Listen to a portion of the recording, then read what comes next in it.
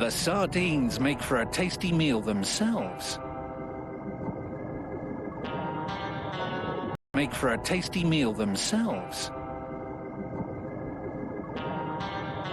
Which is why they travel together in large groups. Safety in numbers. But hang on. That really doesn't look like there's safety in numbers. Well, here's how it works. When the school is loose and relaxed, it's hard for the predators. Just try and follow a single fish. It's sensory overload. But things change once predator numbers increase.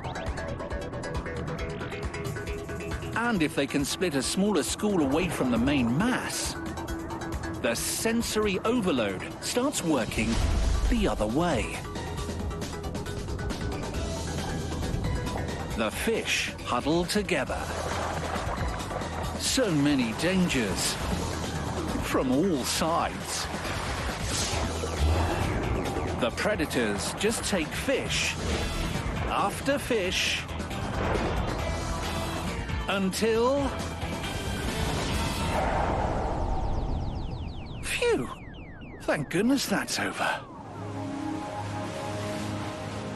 Finally, it's the sardines' turn.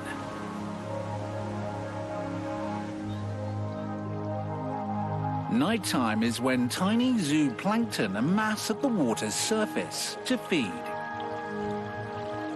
It's the largest synchronized movement of biomass on the planet. And that's exactly what these fish are after. But there's more trouble in paradise.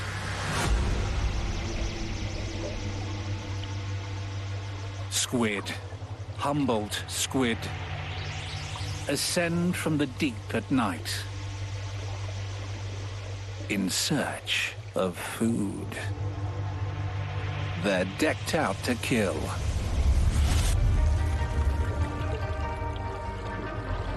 With tentacles that hold up to 200 hooked suckers and a beak for tearing into prey.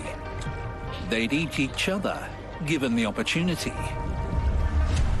The sardines don't stand a chance.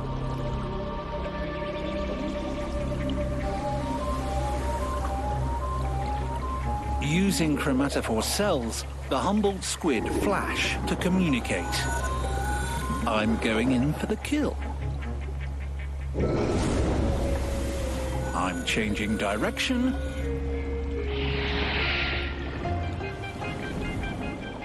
Get out of my way, or you'll be sorry. Told you. Strange such frenzied killers can be such high-level communicators. As dawn breaks, they head back down to the deep. The sun rises across Mexico's glittering Gulf of California. Its nutrient-rich waters are paradise for sardines. Watch out, little fishies!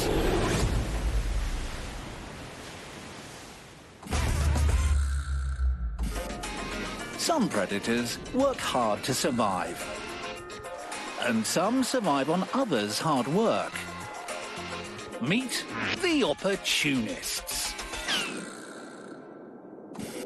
Our featured opportunist feeds on spawning salmon.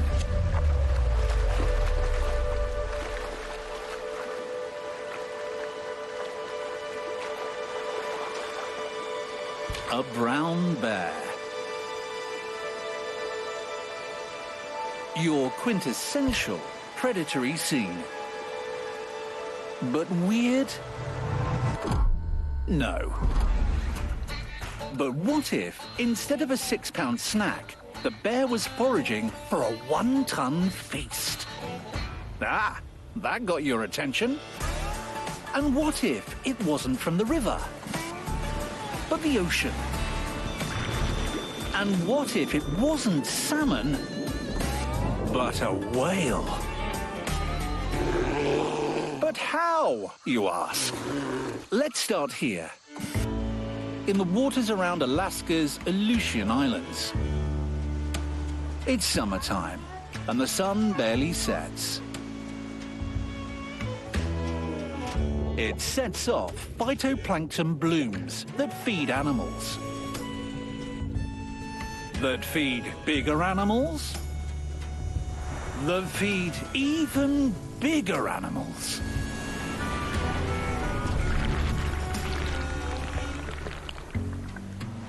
Whales spend the summer gorging on the abundance, fattening up to prepare for winter. Like this grey whale and her calf. She tips the scales at 30 tons. And the calf is already in the 1-ton club. But it's a popular spot.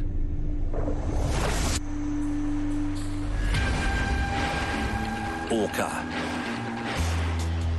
They're known around these parts for harassing the guests. They're nicknamed Killer and run in packs. These guys are smart, and they're not here for the plankton. Now, warning, what you're about to see isn't pretty, but orca have to eat too.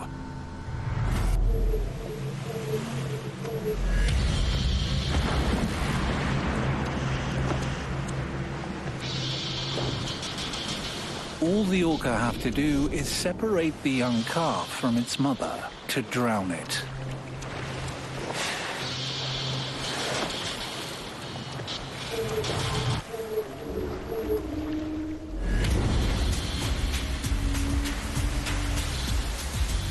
Mum tries to defend it. But in the end, the only thing she can do is save herself.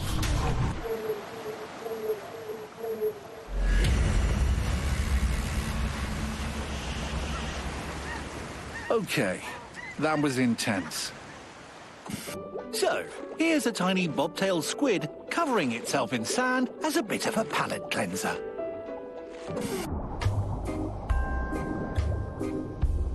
After several hours of feeding, the corpse is stored on the seabed for later.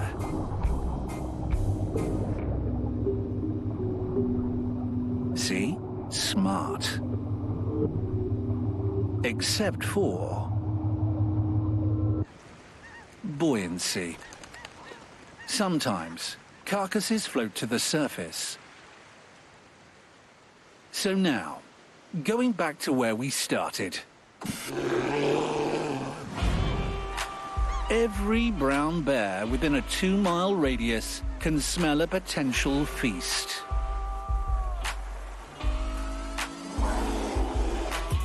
And after the fight for first dibs,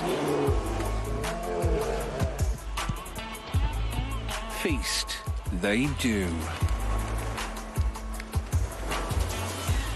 There's no saving it for later for the bears. They'll gorge themselves sleepy. And why not? They're here to make the most of the orca's hard work. All that blubber's perfect for spring fattening after hibernation. And it provides a much heartier meal in one sitting than this. Now, speaking of hearty, the predation games are about to make room for some real heavy hitters.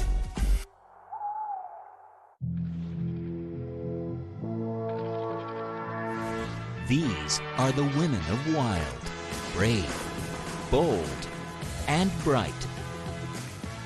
And you're smiling. Changing the world one dog, snake, or lion cub at a time. It's a girl.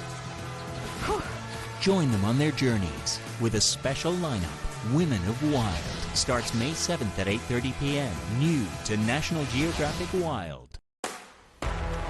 Ladies and gentlemen, get ready. Let's go! So, Something's cooking. Giddy up!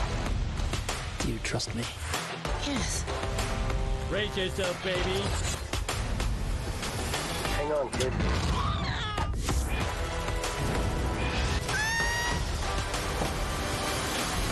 Cool? So cool.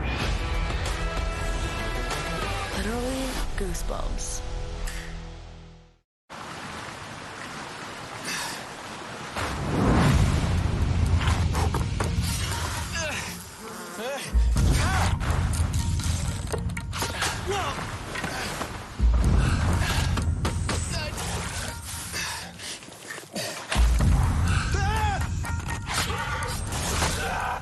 Could you survive? Primal Survivor. Escape the Amazon. Thursday nights at 9. New to National Geographic. In the new wild, the closer we get, the more unexpected it becomes. Get ready to be surprised, amazed, impressed, stunned, charmed. Every weeknight. Here, we've got the Animal Kingdoms back. Weeknights from 9:30 p.m. on National Geographic Wild. This May on National Geographic Network. A team of intrepid paleontologists brave the icy wilderness to unearth the lost world of Alaskan dinosaurs. What was it about their anatomy that allowed them to remain here? It's kind of a mind blower. Survivalist Hazen Audell fights his way through the Amazon as he races against time to reach the Atlantic coast before the flooding season peaks. You need to keep your eyes and ears open out here because life is everywhere. Living in a remote, rugged land is a never-ending lesson on the art of survival. We live a pretty rough-cut lifestyle out here. You gotta be resourceful. And residents must rely on each other to keep their community thriving. Passionate, intelligent, and fearless. What can we do for you today? It's all about female power as we celebrate the women who have dedicated their lives to making the world a better place for animals. Girls run the world. All new this May on National Geographic Network. Behind every great woman is an empowering story. National Geographic Wild presents the untold journey of how a cub becomes a queen.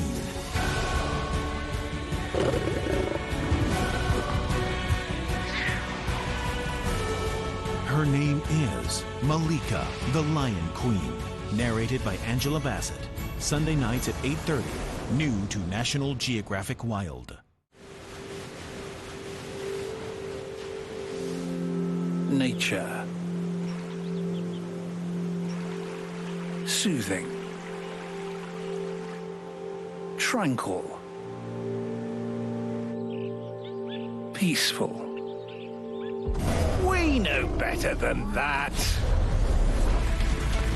It's an all-out arms race.